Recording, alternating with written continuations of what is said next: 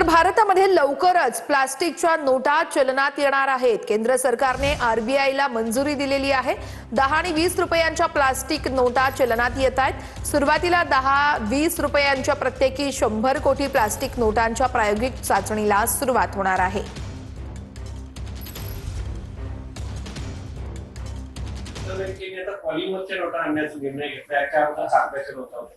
काय मोदींच्या मनामध्ये काय येईल सांगता येत नाही। त्यांनी कुठेतरी जाऊन इटलीमध्ये त्या नोटा पाहिल्या असतील, इटलीमध्ये जाऊन त्यांनी त्या प्लास्टिकच्या नोटा वगैरे पाहिल्या असतील। ते बाहेर गेले का त्यांना असं वाटतं काहीतरी आपल्याकडे पण दुसरं काम काय। इटली आणि भारत यांचे संबंध जुने आहेत। तुम्हाला माहित नसेल तर राहुल गांधींना जाऊन विचारा की इटली आणि भारताचे संबंध काय आहेत। सोनिया गांधींना जाऊन विचारा इटली आणि भारताचे संबंध काय आहेत।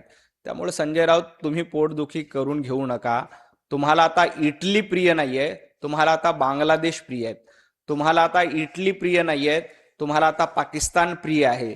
त्यामुळे तुम्ही पाकिस्तानचा उदो करा, बांगलादेशचा गुणगान गा, इटली तुम्हाला कळणार नाहीये, कारण तुमची किटली जास्त गरम झालेली आहे। हे संजय राऊत यांनी लक्षात घ्यावं।